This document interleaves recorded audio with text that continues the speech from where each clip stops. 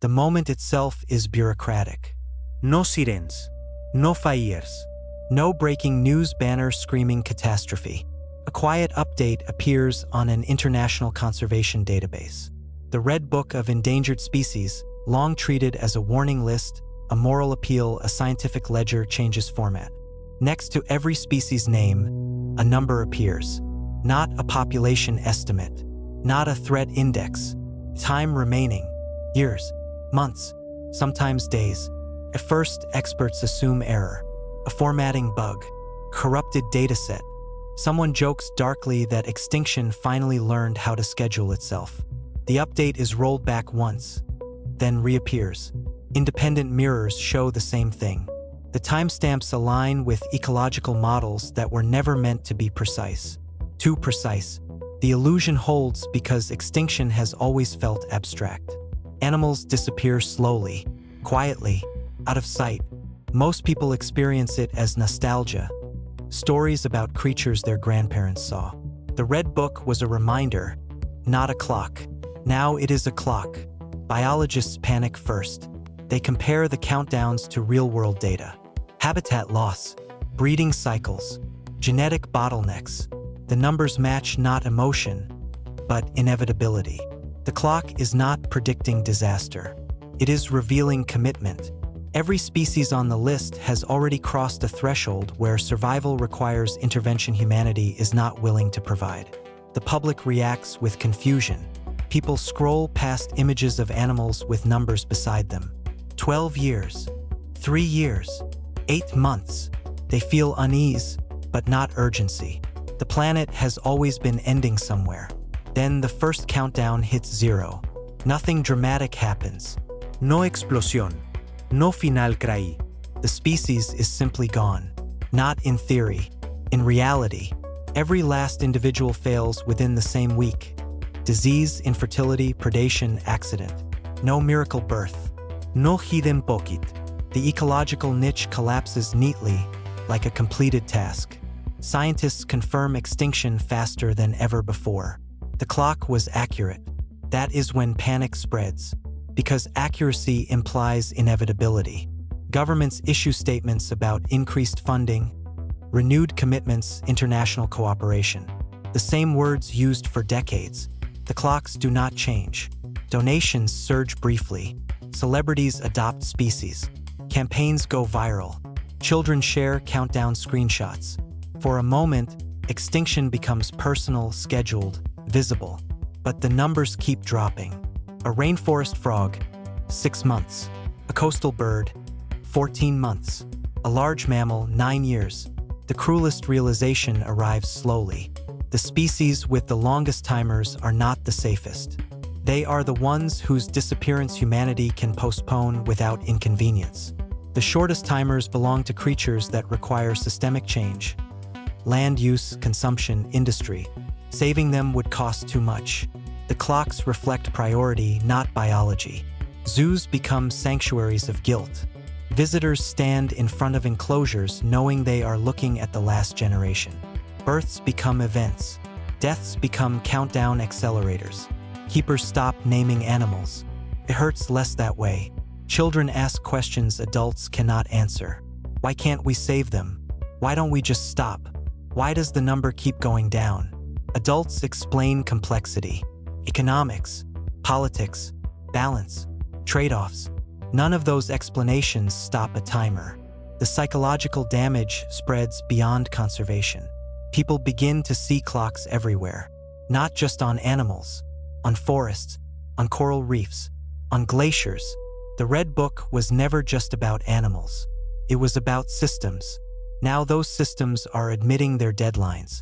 Industries respond defensively. Lobbyists argue that the clocks are alarmist, unethical, demoralizing. They call for their removal, claiming they cause despair. But removing the clocks does not reset them. The extinction continues. Scientists discover something more disturbing. The clocks adjust dynamically. If habitat is restored, time increases slightly. If destruction accelerates, time drops sharply. The book is not static. It is watching behavior and recording commitment. the world realizes that extinction is not happening to us. It is happening through us. People stop asking whether species deserve saving. They ask which ones are worth inconvenience, which animals justify fewer jobs, which birds justify higher prices, which insects justify changing agriculture. The Red Book becomes a moral ledger. Every zero is a decision finalized. Every surviving species is one humanity has chosen to tolerate rather than protect. Media coverage grows darker. There are no redemption arcs, no heroic rescues that last. Occasionally a countdown pauses, but only when extraordinary effort is applied. And even then, it resumes once attention fades. Attention, it turns out, is not conservation. It is delay. The most unsettling pattern emerges months later. Species that disappear cause chain reactions. Pollination fails. Soil degrades. Water systems destabilize. The clocks do not account for these effects. They do not need to. Humanity begins to notice that its own comfort is tethered to timers it cannot control once they reach zero. The Red Book was once a warning. Now it is a receipt, a list of what humanity chose not to save. And as the countdowns continue ticking down with mechanical indifference, one realization becomes impossible to ignore. This is not a list of endangered species. It is a list of endings already accepted. A fundamental loss. The loss of the illusion that extinction is accidental. It is not. It is scheduled. And this is only the beginning of what happens when humanity is forced to watch life disappear with a deadline attached. Time passes and the numbers do not stop. They become background. That is the most terrifying adaptation of all. At first, people checked the countdowns obsessively. Screenshots circulated. Zeros were mourned. Names trended for a day, sometimes two. But grief is not designed for repetition without rest. Eventually, extinction fatigue sets in. Humanity learns to live with disappearing life. Weeks turn into months. The Red Book updates itself automatically, coldly. Species vanish in batches now, not one by one. Entire branches of the evolutionary tree blink out without ceremony. The world does not collapse. It recalibrates. Governments stop promising salvation and start planning for impact. Agricultural ministries prepare for pollinator loss. Water authorities redesign systems for failing ecosystems. Disaster planning includes biodiversity collapse as a standard variable. Extinction becomes infrastructure. The language shifts. Animals are no longer described as living beings, but as functions. Pollinators, soil stabilizers, pest controllers. When a species reaches zero, reports do not say it died dash. They say a service was lost. This abstraction spreads quickly. People find it easier to mourn function than life. Easier to calculate loss than to feel it. The Red Book accelerates this process by known inevitability. You cannot grieve something you were told would die on Tuesday. Children grow up differently. They memorize animals the way previous generations memorized extinct dinosaurs. With fascination, not attachment. The difference is that extinction is now visible in real time. A classroom project begun in September may be obsolete by spring. Teachers struggle to teach hope. How do you encourage care when the outcome is scheduled? Some children become activists early. Others detach completely. The idea that effort matters erodes when clocks keep ticking regardless of intention. Zoos transform again. They are no longer conservation centers. They are archives. Genetic material is preserved obsessively. Frozen embryos, DNA libraries, digital reconstructions. Humanity begins storing life the way it stores data, convinced that preservation without existence is better than nothing. It is not. Ecosystems unravel faster than predicted. One extinction triggers another. Timers shorten unexpectedly. Species once considered stable suddenly gain clocks of their own. The Red Book expands. Humanity realizes too late that the countdown was never limited to rare animals. It was cascading. Industries adjust ruthlessly. Fishing quotas are abandoned once species timers fall below recovery thresholds. Logging companies accelerate extraction when forests are declared unsalvageable. If extinction is inevitable, they argue, then delay is waste. The countdowns are used as justification. We were already too late. This logic spreads. Why protect what cannot be saved? Why sacrifice comfort for a number that will hit zero anyway? Conservation turns from moral duty into economic calculation. A species with 2 months left becomes irrelevant. Attention shifts to those with longer timers. But long timers breed complacency. 10 years feels like forever, until it isn't. The Red Book begins to include something new. Confidence intervals, margins of error. Humanity clings to them desperately. If the timer says 3 years plus or minus 6 months, then maybe there is hope. But the intervals shrink over time. Accuracy improves. Mercy does not. Religion responds unevenly. Some faiths frame the countdowns as judgment, others as test. Some as proof that creation is not static, that loss is sacred in its own way. None offer reversal. Extinction does not care about belief. Art becomes elegiac. Music, literature, visual art fill with ghosts. Artists document what is leaving rather than imagine what is coming. Museums expand natural history wings. Memorials are built not for wars, but for vanished species. People walk through halls of names they never touched. Grief becomes intellectual. Personal loss gives way to collective numbness. The most profound shift is psychological.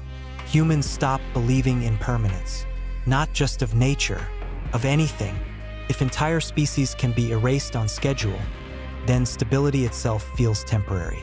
Careers, cities, nations begin to feel fragile. Long-term planning feels naive. Why build for a future that is actively shrinking? Birth rates decline, not out of fear of overpopulation, but out of uncertainty. People hesitate to bring children into a world where loss is preloaded and unavoidable. Hope becomes conditional. Localized conservation efforts succeed occasionally. The timer increases. A species gains a few more years. Celebrations erupt. Then attention moves on. The timer resumes its descent. These moments teach a brutal lesson. Humanity can delay endings, cannot reverse them once thresholds are crossed. The Red Book never blames. It does not accuse governments. It does not name corporations. It does not shame individuals. It simply records outcomes with relentless honesty. That honesty becomes unbearable. Eventually, people stop checking, not because they don't care, because caring without agency becomes pain. Extinction becomes something you hear about later, like distant wars.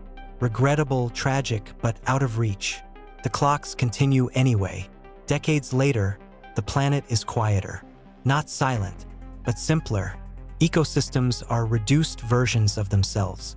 Less diversity, less resilience, more volatility. Systems fail faster now because redundancy is gone. Humanity feels it everywhere. Food shortages, water instability, disease spread, climate extremes. The loss of species was never aesthetic. It was structural. The final realization comes too late to change course. The Red Book was never predicting extinction. It was documenting decisions already made. Each countdown was not time remaining. It was time borrowed. Borrowed from systems that cannot regenerate once broken. Looking back, historians will not say humanity was ignorant. The numbers were visible. They will not say humanity was powerless.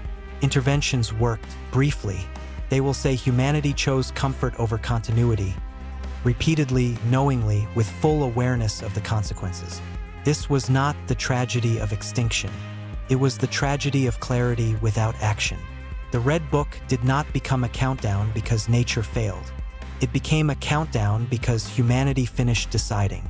A fundamental loss, not just of species, but of the belief that life will always find a way without our permission.